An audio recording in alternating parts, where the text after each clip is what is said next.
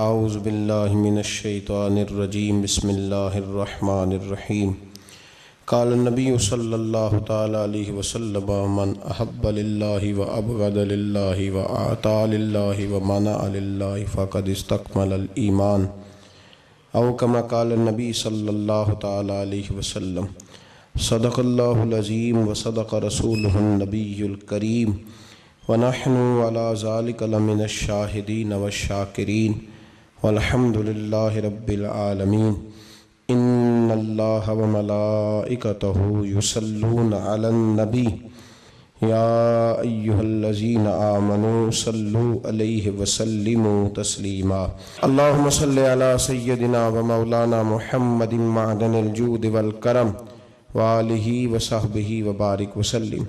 تمام تعریفیں اللہ تبارک و تعالیٰ کے لیے اور ہر قسم کے درود و سلام نبی مکرم نور مجسم شفیع معظم احمد مجتبیٰ جناب حضرت محمد مصطفیٰ صلی اللہ تعالیٰ علیہ وسلم کی ذات والا صفات کے لیے حمد و صلوات کے بعد صحیح بخاری اور صحیح مسلم کی ایک حدیث مبارکہ میں نے آپ کے سامنے تلاوت کی ہے۔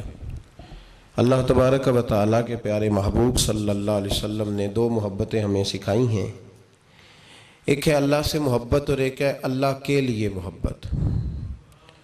وہ جو اللہ کی محبت ہے اسے قرآن پاک نے بیان کیا والذین آمنوا اشد حبا للہ، ایمان والے اپنے رب سے شدید محبت کرتے ہیں، اور ایک ہے اللہ کے لیے محبت۔ ماں باپ سے جو محبت ہے وہ اللہ کے لیے محبت ہے۔ اللہ تبارک و تعالیٰ کے جتنے بندے ہیں، غریب ہے، مسکین ہے، ان سب سے جو محبت ہے وہ بھی اللہ کے لیے محبت ہے۔ پڑوسی سے محبت ہے تو اللہ کے لیے محبت ہے، ہمسائے سے، دوست سے، رشتہ دار سے، یہ ساری محبتیں اللہ کے لیے ہیں۔ قرآن مجید فرقان حمید کے بعد جب ہم احادیث پہ غور کرتے ہیں تو ایک محبت اور بہت زیادہ ہے اللہ کے لیے، وہ ہے اولیاء اللہ کی محبت۔ اولیاء اللہ سے مراد اللہ کے دوست ہیں۔ اللہ کے دوستوں کی محبت سب سے بڑھ کر اللہ کے لیے محبت ہے۔ صحیح بخاری صحیح مسلم میں نبی پاک علیہ السلام نے فرمایا من احب للہ، جس نے اللہ کے لیے محبت کی، ابغض للہ، اور کسی سے بغض بھی رکھا تو اللہ کے لیے، واعطى للہ، کسی کو کچھ چیز عطا کی تو پھر بھی اللہ کے لیے، ومنع للہ، اور کسی سے کسی چیز کو منع کیا تو وہ بھی اللہ کے لیے، فقط استکمل الایمان، فرمایا اس کا ایمان مکمل ہو گیا۔ اللہ کے لیے محبت کرنا بڑا ضروری ہے۔ صالحین، نیک لوگ، اللہ کے بندے، ان سے پیار کرنا اس لیے کہ وہ اللہ کے بندے ہیں۔ یہ چیز ایمان کو مکمل کرتی ہے، یہ چیز ایمان کو مضبوط کرتی ہے۔ یہ صالح لوگوں کا پیار ہے، یہ تکمیل ایمان کا سبب ہے۔ اس کو میرے نبی پاک صلی اللہ علیہ وسلم نے بیان فرمایا۔ جب قرآن اور حدیث کو آپ بار بار پڑھتے ہیں نا تو وہ جو سرکار نے حضرت علی سے فرمایا تھا نا کہ میرا قرآن کبھی پرانا نہیں ہوگا، تو نئے سے نئے معنی نکلتے ہیں۔ اس حدیث مبارکہ کو بڑا زمانہ پہلے بھی پڑھا تھا، رات دوبارہ نظر سے گزری تو بات ایک جگہ پہ ٹھہر گئی کہ یہ جو اللہ کے لیے محبت ہے نا، یہ عمل نہیں، یہ تو اساس ہے۔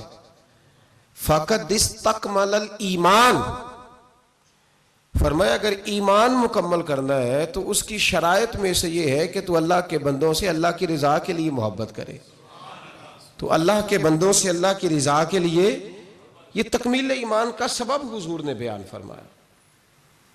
اب جو کسی اللہ کے بندے سے اللہ کی رضا کے لیے محبت ہی نہیں کرتا تو جو بنیادی جز ہے نا ایمان کا، وہ تو ابھی تک اس ایمان کے جز کی تکمیل تک ہی نہیں پہنچا، اساس ہی نہیں پوری، ایمان کی بنیادیں ابھی مضبوط نہیں۔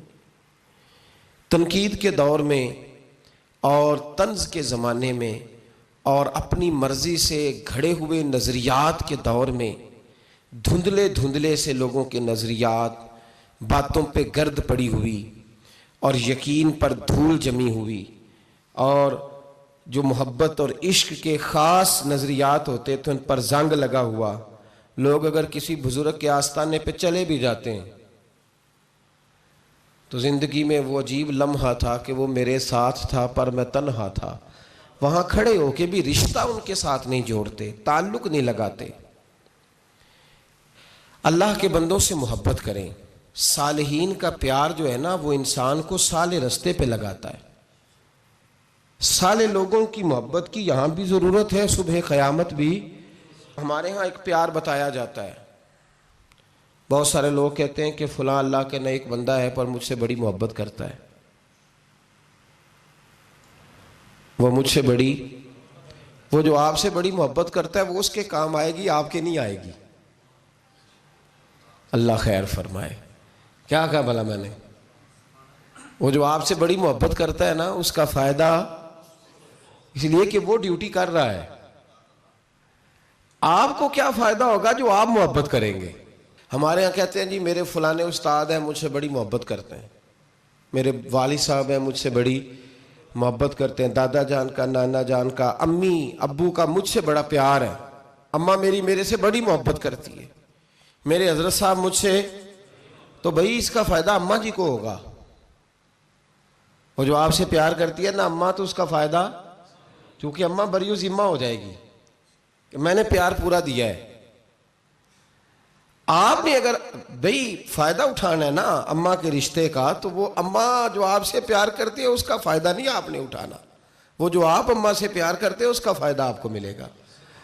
ہمارے ہاں جو داستان سرائی ہوتی ہے نا, وہ داستان سرائی یہ ہوتی ہے کہ میرے ابا جی مجھ سے بڑی محبت کرتے. بھئی ابا جی جو ہوئے انہوں نے تو محبت کرنی ہے, بیٹا جی آپ بتائیں کہ آپ کی بھی ابا جی سے محبت ہے کہ کوئی نہیں؟ وہ تو ابا جی ہیں, وہ تو کریں گے. میرے حضرت صاحب کا جی مجھ سے بڑا پیار ہے, یہ تو مہربانی ہے نا, یہ تو ان کا کرم ہے کہ رخ ان کا ادھر ہے, یہ تو ان کا کرم ہے کہ رخ, یہ تو مہربانی ہے نا اس کی, یہ تو اس کا کرم ہے. تیرے کام جو چیز آئے گی وہ ان کی محبت, وہ بھی آئے گی. ایک پہلو ہے اس کا بھی, یہاں بھی کام آئے گی وہاں بھی کام, یہ شفقتیں یہ محبتیں یہ کام آئیں گی. لیکن جس چیز کا نفع ملنے والا ہے وہ ان کی محبت اور شفقت میں ان کو ملے گا کہ میں نے کچھ شفقت کرنے میں کمی. اب ہم نے جو کچھ کرنا ہے نا اس کا فائدہ ہمیں ملے گا. الاخلاء یومئذ بعضهم لبعض عدو الا المتقین. اللہ فرماتے گہرے دوست بھی قیامت کے دن دشمن بن جائیں گے, لیکن جو متقی لوگ ہوں گے نا وہ قیامت میں دشمن نہیں بنیں گے, ان کی دوستیاں قیامت میں بھی قائم رہیں گی. آپ دیکھیں گے آپ کا کسی سے پیار کتنا ہے, آپ کی کسی سے محبت کتنی ہے. کون سے ایسے صحابی ہیں جن کا جب آپ نام لیتے ہیں تو آپ کے دل کو سکون ملتا ہے. اور نبی پاک صلی اللہ علیہ وسلم نے ہر صحابی کے بارے میں کہا نا, ہر صحابی کے بارے میں کہا. نبی پاک علیہ السلام نے فرمایا یہ میرا علی ہے, جس نے اس سے پیار کیا اس نے مجھ سے پیار کیا. اب وہ مولا علی شیر خدا رضی اللہ تعالیٰ عنہ کی محبت کے بارے میں بتائے نا کہ کبھی اس کے دل میں تڑپ پیدا ہوئی ہو, خواہش پیدا ہوئی ہو. آج میں حضرت علی کی شان میں کوئی شعر سنوں, آج میں حضرت علی کی سیرت کی کوئی بات سنوں, آج میں چلو اور کچھ نہیں تو 10 منٹ علی علی کر لوں, ذکر علی عبادہ. نبی پاک صلی اللہ علیہ وسلم نے فرمایا یہ میرا ابو بکر ہے, یہ میرا ابو بکر ہے. میرے سینے میں جو اللہ تبارک و تعالیٰ نے نعمت خاص رکھی تھی میں نے نکال کے ابو بکر کے سینے میں رکھ دی. اب تو بتانا تو نے ان کا ذکر کب کیا ہے, تو نے ان کا تذکرہ کب فرمایا ہے؟ محبت کا اپنے دل میں پیدا, اچھا محبت پیدا کی بھی جاتی ہے. نبی پاک صلی اللہ علیہ وسلم نے ہمیں کہا کہ محبتیں پیدا کرو, اگر تمہارے پاس نہیں ہے تو ایسے کام کرو جس سے محبت. علامہ اقبال سے کسی نے کہا تھا کہ نوجوانوں کے دلوں میں حضور علیہ السلام کی محبت پیدا کرنی ہے تو کیا کریں, تو اقبال نے کہا 3 کام کرو. ایک تو نوجوانوں کو نبی پاک کی سیرت زیادہ سے زیادہ سناؤ, انہیں سناؤ حضور علیہ السلام کا اخلاق, کردار, طرز زندگی, انداز گفتگو, یہ حضور کو آئیڈیل بنائیں گے, یہ نبی پاک کو. پر ہماری بدقسمتی ہے کہ ہمارے دور میں لوگوں نے سنانا شروع کیا ہے کہ حضور کو علم غیب کوئی نہیں تھا, مکھی کا پار نہیں بنا سکتے تھے, ایک عام بشر تھے, معاذ اللہ کچھ نے یہاں تک کہا ہے کہ ڈاکیا تھا پیغام دے کے چلا گیا. اب آپ ڈاک کی بات کریں, ڈاکیے پر باس نہ کریں معاذ اللہ تعالیٰ. ہمارے زمانے میں وہ انداز بتایا گیا کہ جس سے لوگ بڑی جلدی جری ہو گئے. پہلا کام یہ کرو, یعنی محبت پیدا کرنے کے لیے کہ حضور کی سیرت بتاؤ, سوانے بتاؤ. اور دوسرا اقبال کرنے لگے نبی پاک کی یاد کی محفلیں سجاؤ, میلاد کے تذکرے کرو, حضور کی نعت خوانی کرو, نبی پاک کا ذکر چھڑے, حضور کا پیغام. عام ہو۔ اور تیسرا فرمانے لگے اپنے بچوں کے سامنے، اپنی اولادوں کے سامنے نبی پاک پر درود شریف پڑھا کرو۔ یہ دکھاوا تو نہیں ہوگا میرا خیال ہے؟ کس کے سامنے؟ اپنے بچوں کے سامنے حضور علیہ السلام پر درود شریف۔ یہ کام تو اپنے دلوں میں صالحین کی محبت پیدا کریں، نیک لوگوں کا ذکر سنا کریں، اولیاء اللہ کے تذکرے نکال کے پڑھا کریں، ان کے اقوال، ارشادات، ان کی باتیں، ان کی گفتگو۔ پرانے لوگ سفر کرتے تھے ولیوں کو ملنے کے لیے، زمانہ طے کرتے تھے۔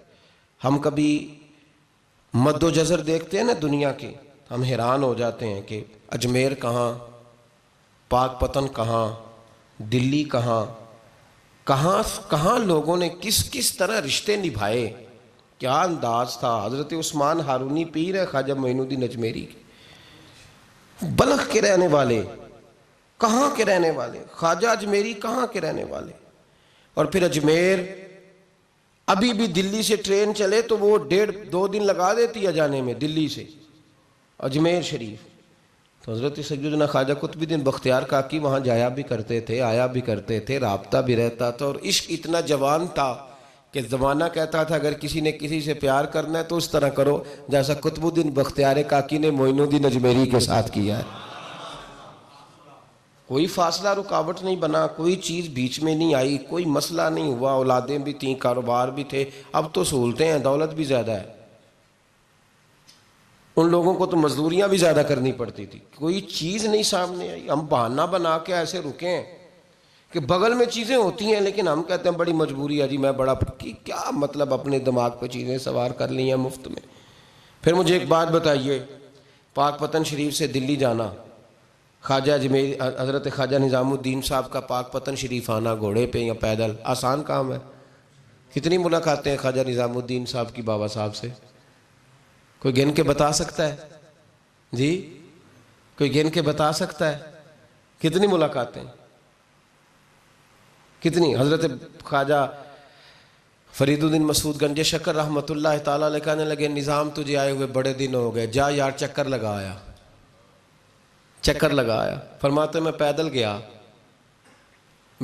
گیا تو مجھے جانے میں کئی مہینے کئی ہفتے لگے۔ میں دلی پہنچا اور اپنے گھر کا نا ایک چکر لگایا، اوپر سے چکر لگا کے تو پھر پاک پتن کے رستے میں چل پڑا۔ کہتے ہیں واپس پہنچا تو حضرت بابا فرید صاحب رحمۃ اللہ علیہ نے دن گنے ہوئے تھے، کہنے لگے یار اتنے ٹائم میں تو واپس آیا ہے نا، اتنا ٹائم تو آنے جانے پہ لگتا ہے، کہ غریب نواز محسوس نہ فرمائیے گا، آپ نے کہا تھا چکر لگایا تو حضور بے ایک چکر ہی لگایا ہے، پھر میں واپس آ گیا ہوں، بات ہی چکر کی ہوئی تھی۔ دیکھیں نا نبی پاک صلی اللہ علیہ وسلم نے فرمایا ابو ہریرہ کوئی کام بھی کیا کر یار، یہیں بیٹھا رہتا، عرض کی حضور صحیح ہے۔ اٹھے، سامنے ایک ستون تھا، اس کے پیچھے سے ہو کے نا واپس آ گئے تو حضور نے فرمایا گئے نہیں، کہ حضور نے آپ نے فرمایا تھا جایا آیا کر، گیا ہوں پر میرا دل ہی نہیں لگا۔ بھئی تو یہاں سے ہو کے واپس آ گیا، کہیں جانا تو تھا نا، یہیں سے ہو کے۔ تو ان لوگوں کے صالحین کی محبت کے رستے میں کوئی چیز رکاوٹ نہیں بنی۔ ہمارے ہاں چیزیں رکاوٹ بنتی ہیں، اپنے اولیاء اللہ سے، صوفیاء سے، بزرگان دین سے، رب کریم کے بندوں سے، داتا علی اجمیری سے، خواجہ اجمیری سے، ان لوگوں سے پیار کریں، صالحین کی محبت دلوں میں پیدا کریں، صحابہ کا پیار دلوں میں پیدا کریں، اہل بیت نبوت کا پیار دلوں میں پیدا کریں۔ یار یہ حدیث جو ہے نا، یہ امید کی کرن ہے، یہ روشنی کا مینار ہے کہ میرے نبی پاک نے فرمایا جو جس سے پیار کرے گا قیامت میں اسی کے ساتھ رکھا جائے گا۔ یہ صحیح بخاری کی حدیث ہے، المرء مع من احبہ، اور یہ جو مع ہے نا اس کا معنی ہے ساتھ رہنا، ہاں مع اللہ، مع یعنی بما یعنی اس کے ساتھ، المرء مع من احبہ، جو جس سے محبت کرے گا قیامت میں اس کی معیت میں رکھا جائے گا، اس کے۔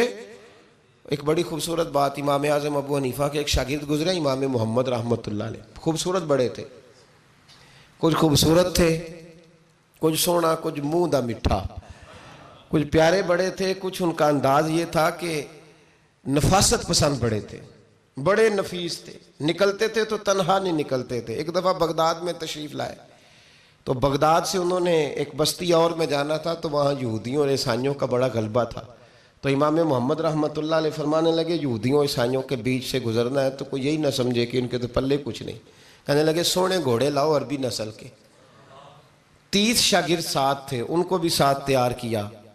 عربی نسل کے 30 گھوڑے اور 30 شاگرد. ان کو کہا بھی دستاریں ذرا نا اونچی باندھنا. تو دستاریں بھی باندھی انہوں نے کلے والی بڑی خوبصورت. شاگردوں کو بھی جبے پہنائے، خود بھی جبہ پہنا سفید رنگ کی. اعلیٰ نسل کی گھوڑی آگے آگے، پیچھے 30-32 شاگرد. اور جب آپ گزرے نا بغداد کے آگے اس علاقے سے، یہاں یہودی عیسائیوں کی بھی کثرت تھی، تو عورتوں کی عادت ہوتی تھی پرانے زمانے میں مہمان دیکھنے کے لیے چھتوں پہ چڑھ جاتی. کچھ اپنے دروازے پہ کھڑی ہو جاتی، کچھ دیکھتی کھڑکیوں میں سے کہ گزر رہا ہے کوئی مہمان. تو یہودیوں کی عیسائیوں کی بہت ساری عورتیں چھتوں پہ چڑھ گئیں. تو مسلمان نعرے لگانے لگے امام محمد آ گئے، امام محمد آ گئے. کچھ پہلے ہی بڑے حسین تھے، پہلے ہی بڑے خوبصورت تھے، کچھ حضور کی سنت کا نور چڑھا ہوا تھا، کچھ دائیں بائیں شاگرد تھے، پھولوں کی پتیاں گر رہی تھی. تو جب محمد محمد کے نعرے لگنے لگے نا تو ان عورتوں نے امام محمد کا جلوہ دیکھا. تو دیکھا دیکھی کام کیا شروع ہوا، ایک نے دیکھا تو اتنی محو ہوئی کہ اس نے کلمہ پڑھنا شروع کر دیا. اس سے کلمہ سن کے تو دوسری نے بھی پڑھا، تیسری نے بھی پڑھا، چوتھی نے بھی پڑھا. بیبیاں بلند آواز سے مسلمان ہونے لگی. ان کو دیکھا دیکھی مرد بھی پڑھنے لگے. ڈھیر سارے یہودی عیسائی مسلمان ہو گئے. ایک مسلمان ان سے کہنے لگا تمہیں غلطی لگ گئی ہے، یہ ہمارے نبی محمد نہیں. میاں صاحب کا نام محمد تھا نا. تو کشمیر کے لوگ کہنے لگے شاید وہاں کے ہندو سکھ وہاں کے جو تھے کشمیر کے، وہ کہنے لگے شاید وہی محمد ہے. تو فرمانے لگے میں تے بندہ ٹھگ جے لوکو، میں تے بندہ چور، جس دا خلقت کلمہ پڑھ دی او محمد ہور. میں تے بندہ ٹھگ جے لوکو، میں تے بندہ چور، جس دا خلقت کلمہ پڑھ دی او محمد ہور. تو امام محمد رحمۃ اللہ علیہ کو نعرہ لگ رہا تھا. تو ایک بندہ کہنے لگا یہ وہ والے محمد نہیں، یہ ہمارے نبی پاک صلی اللہ علیہ وسلم محمد صلی اللہ علیہ وسلم نہیں، یہ وہ نہیں، یہ تو ہمارے ایک امام ہے امام محمد، وہ والے نہیں. اب وہ کچھ لوگ چپ تھے، کچھ سوچ رہے تھے، کچھ بات کر رہے تھے. تو ایک بوڑھی اماں اپنے انداز میں بیچ میں سے بولی، کہنے لگی چل بیٹا چھوڑ، ہمیں پڑھنے دے کلمہ. اگر مسلمانوں کے چھوٹے سے محمد کا یہ حال ہے تو بڑے محمد کا کیا حال ہے؟ پڑھنے دے ہمیں کلمہ. یہ حال ہے ان کے غلاموں کا تو سرکار کا عالم کیا ہو. تو امام محمد کی چال نکلی. بتانا یہ چاہ رہا تھا کہ امام محمد رحمۃ اللہ علیہ سے ایک بندے نے ایک دفعہ مسئلہ پوچھا. اس نے کہا حضرت صاحب میں گیا تھا منڈی، وہاں سے لایا ہوں ایک ٹوکری آم کی اور ایک ٹوکری سیب کی، ہمارے ہاں کا کریٹ کہتے ہیں اس کو. تو میں وہ لے کے آیا ہوں. اب میں نے جب گھر لا کے اس کو کھولا ہے نا تو آدھے صحیح نکلے ہیں. ہوتا ہے نا جی، اللہ خیر کرے، جو دیانت دار تاجر ہے اللہ آج کل مہربانی فرمائے. وہ ہمارا ریڑھی والا بھی بڑا ایماندار ہے. ہم کیا کریں صدر کی بات، وہ بھی سامنے جو تگڑے ہوتے ہیں اس نے آگے لگائے ہوتے ہیں، اور جو تھوڑے سے نکمے ہوتے ہیں وہ اندر والی سائیڈ پہ دیوار کے اندر رکھے ہوتے ہیں. کیا کیا جائے، ہم کیا سیاستدانوں کی کرپشن کی بات کریں گے. یہاں تو معاملہ بڑا گڑبڑ ہے نیچے سے لے کر. تو کہا حضور میں نے وہ جو کھولی ہے نا پیٹی، وہ ٹوکری جب میں نے کھولی ہے تو اوپر تو آم اور سیب ٹھیک تھے، تو اندر گلے سڑے ہیں. تو اب میرے لیے حکم کیا ہے؟ تو آپ فرمانے لگے بھی مسئلہ شرعی ہے کہ رکھنے ہیں تو سارے رکھ، واپس کرنے ہیں تو سارے کر. یہ نہیں ہو سکتا کہ تو صحیح رکھ لے اور گلے سڑے. تو یہ مسئلہ امام محمد بتا کے تو رونے لگ گئے. تو بندہ کہنے لگا حضور مسئلہ بتایا ہے آپ نے، تو فقہ کا ایک مسئلہ ہے سادہ سا کہ حضرت اب کیا کرنا ہے، تو رونے والی کون سی بات ہے؟ تو فرمانے لگے یہ تجھے مسئلہ بتا کے نا مجھے کچھ اور یاد آ گیا. آپ کو کیا یاد آیا ہے؟ فرمانے لگے میں بھی عرض کروں گا، مولا امام اعظم کے پاس بیٹھا ہوں، معروف کرخی، سری سکتی، جنید بغدادی، ان سارے درویشوں کے پاس رہا ہوں. میں بھی بیٹھا ہوتا تھا اس محفل میں جس میں یہ ہوتے تھے اگر جنت میں بھیجنے ہیں تو سارے بھیج. یہ نہیں ہو سکتا کہ گلے سڑے ادھر پھینک دے اور اچھے اٹھا کے لے جائے. ہم سارے مصطفیٰ کا کلمہ پڑھنے والے، سب کو کہا یا ایھا الذین آمنو، ہم سب کا اکٹھا نام. ان لوگوں کی جو محبت ہے نا وہ فائدہ دے گی.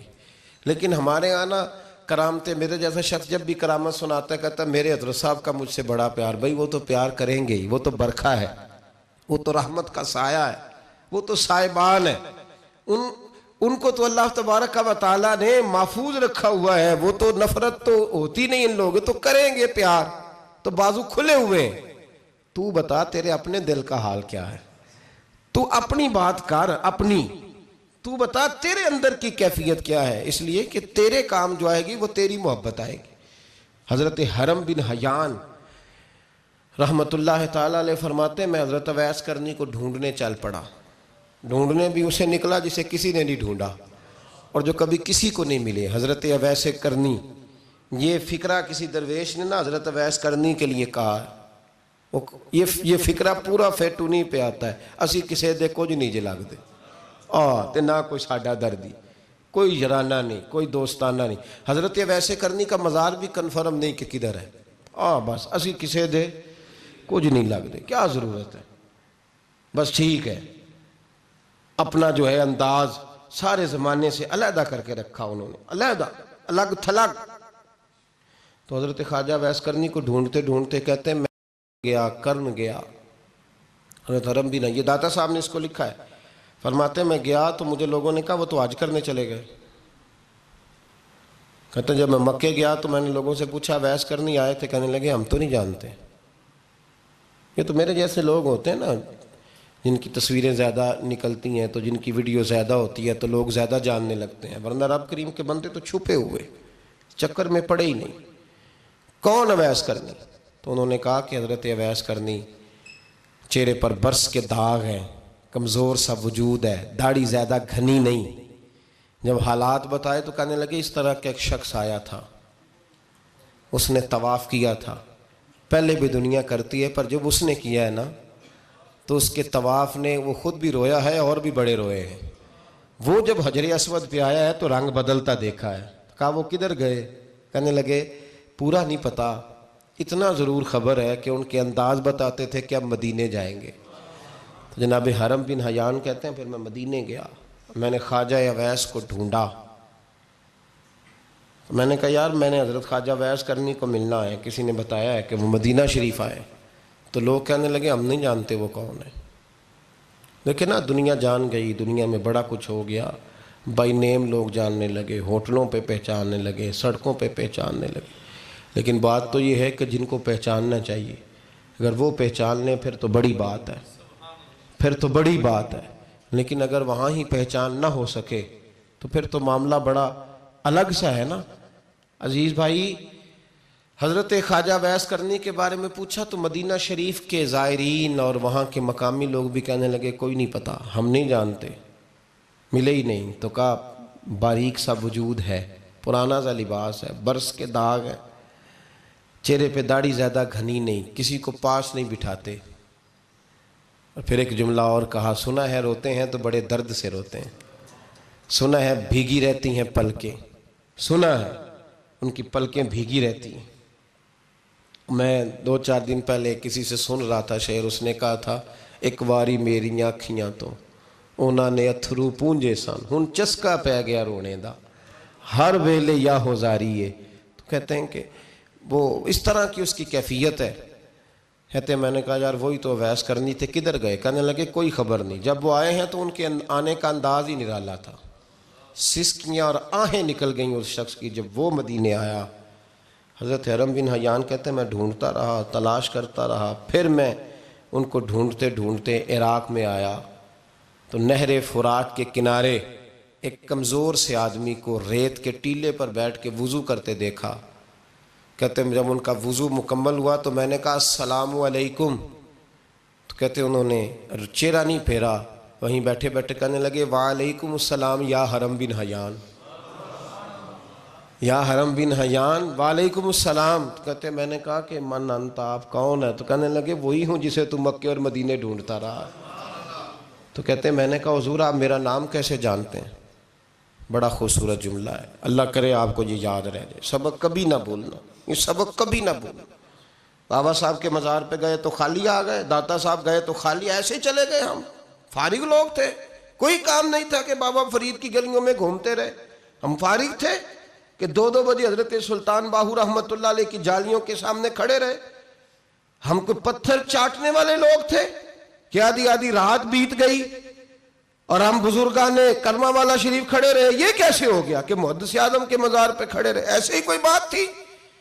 حضرت ویسے کرنی بول کر فرمانے لگے، کہنے لگے کیا کہا تو نے کہ میں تجھے کیسے جانتا ہوں؟ فرمانے لگے تو مجھ سے پیار کرتا ہے. عارف تو روحی من روحی کا، میری روح تیری روح کی جاننے والی ہے. یہ روحوں کا رشتہ ہے، یہ خطا نہیں جایا کرتا. عارف تو روحی من روحی کا، میری روح تیری روح کو جانتی ہے. یہ کیسے ہو گیا؟ کوئی ایسے لوگ تھے تو اتنی جگہ مجھے تلاش کر آیا اور میں تجھے جانوں نہ؟ یہ کیسے ہو سکتا ہے؟ یہ کیسے ممکن ہے؟ تو ڈھونڈتا رہا گلی گلی اور میں کہوں کہ میں تجھے جانتا نہیں. فرمایا حرم بھی نہ جان میں، ہاں میں دعا کرتا ہوں اللہ کی بارگاہ میں کہ رب کریم مجھے اور تجھے جنت میں اکٹھا کر دے. کہتے ہیں جب انہوں نے یہ دعا کی تو وہ چل پڑے. میں نے کہا حضور کہاں جا رہے ہو؟ فرمانے لگے میرا پیچھا نہ کرنا، میں کسی اور منزل کا مسافر ہوں، اور جس رستے میں چل رہا ہوں نا ان منزلوں پہ ساتھ نہیں کسی کو لیا جاتا. یہ میری اپنی ذاتی منزل ہے، اس میں پاؤں پہ چھالے ذرا سخت ہوتے ہیں. ہر آدمی کا کام نہیں یہاں چلنا، تو مجھے تنہا رہنے دے اور مجھے اپنی مرضی سے چلنے دے. کہتے میں نے منت کی تو کہنے لگے بس تو نے جد و جہد بڑی کی تھی تو تیرے ساتھ ملاقات کر لی، تجھے پہچان لیا، تیرے ساتھ بات کر لی، ورنہ میں کہہ چکا ہوں اسی کسے دے کچھ نہیں لگ دے. اسی لیے میں نے حضرت غالباً امام شورانی رحمۃ اللہ علیہ کے حوالے سے پڑھا ہے کہ قیامت کے دن جب حضرت ویسے کرنی جنت میں جائیں گے تو ممکن ہے اس وقت بھی لوگوں کو دیدار نہ کرایا جائے، بلکہ امام شورانی کہتے ہیں اللہ 70,000 فرشتے ان کی شکل کے پیدا فرمائے گا اور ان کے جھرمٹ کے اندر چھپا کے انہیں جنت میں داخل کرے گا. ملاقات کس سے ہوگی؟ صرف انہی سے ہوگی جن کے لیے انہوں نے زندگی گزار دی. یا خدا سے ملیں گے یا مصطفیٰ کریم سے ملیں گے. یہ بھی لوگ تو محبت کریں. صالحین کا پیار، نیک لوگوں کی محبت، صالحین کی محبت رستہ آسان کرتی. کوئی شک نہیں کہ زمانے میں سارے لوگ اچھے نہیں ہوتے، برے لوگ بھی آئے ہیں مارکیٹ میں، ہوتے ہیں، لیکن 2 4 5 10 بروں کو لے کر کے اچھوں کی محبت چھوڑ دیں گے، نیک لوگوں کا ذکر چھوڑ دیں گے، ان کا پیار چھوڑ دیں گے، ان کا تذکرہ پڑھنا چھوڑ دیں گے، ان کے پاس بیٹھنا چھوڑ دیں گے. گزشتہ دور میں جو بادشاہ بھی نیک ہوئے نا وہ بھی صالحین کی محبت کی وجہ سے نیک ہوئے. اورنگزیب عالمگیر اگر کچھ بہتر ہوئے تو اس لیے کہ ملا جیون نیک آدمی سے محبت کرتے تھے. محمود غزنوی کی بہتری کا سبب یہ تھا کہ حضرت سیدنا ابوالحسن خرقانی کے پاس جایا کرتے تھے. صالحین کی محبت نے بادشاہوں کے رخ بدلے، بادشاہوں کے. ان لوگوں کو پیار تھا تو حالات جہانگیر بادشاہ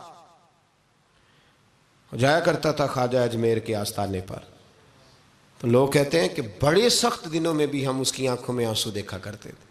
درد والی جگہ پہ جاتے تھے نا لوگ تو درد مند ہو جاتے. اس لیے صالحین کا پیار کبھی نہ چھوڑے، کبھی نہ چھوڑے. میرے بھائی کپڑوں پہ مٹی پڑ جائے نا تو کپڑے دھوئے جاتے ہیں، اتار کے پھینکے نہیں چاہتے. چیزیں غلط ہو جائیں تو گرد جھاڑی جاتی ہے. اس نظام کو چھوڑا. صالحین کا پیار کبھی نہ چھوڑنا، کبھی نہ چھوڑنا. رب کریم کے بندوں کی محبت اللہ تبارک و تعالیٰ کے قریب کرے گی آپ کو. اللہ کے بندوں کی محبت آپ کے اندر جلوے پیدا کرے. اور اگر آپ ان کو پڑھیں گے، میں جب پاک پتن شریف جاتا ہوں یا کسی مزار پر میں کھڑا ہوتا ہوں نا تو وہ جو حالات پڑے ہوتے ہیں نا ان بزرگوں کے وہ سامنے آتے ہیں کہ یہاں خواجہ نظام الدین محبوب الہی تشریف لائے. دیکھیں نا اگر کوئی بندہ سوچے تو ہو سکتا ہے کہ اس کا کلیجہ پھٹنے کو آئے جب خواجہ نظام الدین صاحب کہتے ہیں کہ جو باب جنت ہے نا بابا فرید صاحب کا، کہتے ہیں ایسے ہی باب جنت نہیں. فرماتے ہیں جب بابا صاحب کا وصال ہوا تو بابا صاحب وہیں لیٹے ہوئے تھے جہاں آج ان کی مزار ہے، اور ان کے سرانے بالکل جس جگہ کو لوگ باب جنت کہتے ہیں وہاں میں نے رسول پاک کو کھڑے ہوئے دیکھا ہے. اب کوئی آدمی حضور کی خوشبو محسوس، اس کا ایک ارادہ بن گیا نا کہ یہاں حضور کھڑے تھے، اس پر کیفیت کیا طاری ہوگی، اس پر انداز کیا ہوگا، اس پر وارد کیا ہوگا، وہ کہاں پہنچ جائے گا 1-2 منٹ کے اندر. تو یہ تو اس وقت ہے جب اس کے محسوسات ہوں گے، جب وہ نظریاتی طور پر اس بات سے متفق ہوگا، جب وہ خوشبو محسوس کرنے کی صلاحیت رکھتا ہوگا. ایک بات عذرائے محبت ہے، کہہ دیتا ہوں چونکہ سوالات ہوتے رہتے، کہہ دیتا ہوں. اعلیٰ حضرت کے ایک مرید تھے مولانا حشمت علی خان صاحب رحمۃ اللہ، بڑے تگڑے آدمی تھے. جن لوگوں کی پوزیشن بڑی سخت فاضل لوگ ہوتے ہیں نا، اور حاضر جواب 1 منٹ سے پہلے پاک پتن شریف گئے تو باب جنت سے گزر کے آئے. باب جنت سے کسی ہمارے عالم نے نہیں لکھا کہ جب وہاں سے گزر گیا اب توبہ نہ کرے اور کوئی اچھا عمل نہ کرے تو جنت میں جائے گا. بس یہ کہا کہ ایک دروازہ ہے جہاں خواجہ نظام نے حضور علیہ السلام کو کھڑے دیکھا، گزر جائے کوئی تو الحمدللہ اس کے لیے ایک برکت ہے. لیکن کسی شخص نے یہ نہیں کہا کہ اب وہاں سے نکل کے آ جائے اور معاذ اللہ جھوٹ بولے، جو مرضی کرے اور کہے میں جنتی ہو گیا. یہ معنی کسی بندے نے بھی بیان نہیں کیا. ہاں وہاں سے گزر کے آئے، سچی توبہ کرے، بعد میں اپنے اعمال پہ محنت کرے، اللہ اسے برکت عطا کرے گا. فرماتے ہیں میں پاک پتن شریف سے ہو کے آیا، رش بڑا تھا، اس کے ایام تھے، تو باب جنت سے گزر کے آیا تو میں بس کی چھت پہ بیٹھ گیا. کچھ اور لوگ بھی تھے تو ان میں سے کچھ ایسے صاحبان بھی تھے جن کو بیماری ہوتی ہے چھیڑ کے رکھنے کی، کوئی نہ کوئی بات کیے رہتے ہیں، یہ ہو گیا تو وہ ہو گیا. کہتے ہیں انہوں نے بات چھیڑ دی، مولانا کہاں سے آ رہے ہو؟ تو میں نے کہا پاک پتن شریف. تو کہنے لگے کہ آپ وہ بہشتی دروازہ جس کو کہتے ہیں باب جنت، وہاں سے بھی گزرے ہیں؟ کہنے لگے الحمدللہ لائن تو بڑی لمبی تھی پر موقع مل ہی گیا ہے، گزر گیا ہوں وہاں سے. تو کہتے ہیں مجھے سونگنے لگ گئے. کہنے لگے پھر تو آپ جنتی ہو گئے ہوں گے، پر آپ کے پاس سے جنت کی خوشبو نہیں آ رہی. تنزیہ انہوں نے کہا، تنزیہ. تو کہتے ہیں انہوں نے طنز کیا تو مجھے بھی حق حاصل تھا، جواب در جواب کی تو اجازت ہونی چاہیے نا. میں نے کہا مولانا کیوں، آپ کیوں سونگ رہے ہیں؟ کہنے لگے میں نے حدیث پاک میں پڑھا ہے کہ جنتی 500 سال بھی دور ہوگا تو اس کے پاس سے خوشبو آئے گی، یعنی 500 سال لگیں گے ابھی اس تک تو پھر بھی جنت کی خوشبو آئے گی، تو آپ سے تو کوئی نہیں آ رہی. کہتے ہیں میں نے ان سے کہا آپ نے ایک حدیث پڑھی ہے، اگلی بھی پڑھ لینی تھی. حضور نے فرمایا جہنمی کو جنت کی خوشبو کوئی نہیں آئے گی. یہ نہیں پڑھی ہے آپ نے حدیث، یہ نہیں نظر سے گزری؟ تو کہتے ہیں اب وہ مولانا مجھ سے معذرت کرنے لگے، کہنے لگے یار آپ تو ناراض ہی ہو گئے. تو میں نے کہا بھی آپ نے کیوں چھیڑی بات؟ میں نے آپ سے کوئی ڈسکس کیا؟ آپ نے پوچھا کہاں سے، پھر آپ ہی نے کہہ دیا کہ وہاں سے گزرے کہ نہیں جنتی دروازے سے، اور پھر آپ نے ہی اعتراض کر دیا. تو پھر ہمیں اتنا تو حق حاصل ہے نا، ہم آپ بھی کرتے ہیں تو ہو جاتے ہیں بدنام، اور تم قتل بھی کر دو تو چرچا نہیں ہوتا. ہمیں بھی تو حق حاصل ہے نا، اتنا تو جواب در جواب ہم دے سکتے ہیں. تو بھائی اس لیے صالحین کی محبت کبھی نہ چھوڑیں، اللہ کے بندوں کا پیار کبھی نہ چھوڑیں. کسی بزرگ کا ذکر ہو، کسی صحابی کی بات ہو، اہل بیت حتیٰ کہ انبیاء کرام علیہ السلام، اللہ کے انبیاء کی محبت، ان کی تعظیم، ان کا اکرام اپنے دل میں بٹھائیں، اس کو جگہ دیں. یہ تکمیل ایمان کے لیے بڑا ضروری ہے. فقد استکمل الایمان کے لفظ آئے حدیث میں. اگر تکمیل ایمان چاہیے تو اللہ کی رضا کے لیے لوگوں سے محبت کرنی چاہیے. اللہ عمل کی توفیق عطا فرمائے.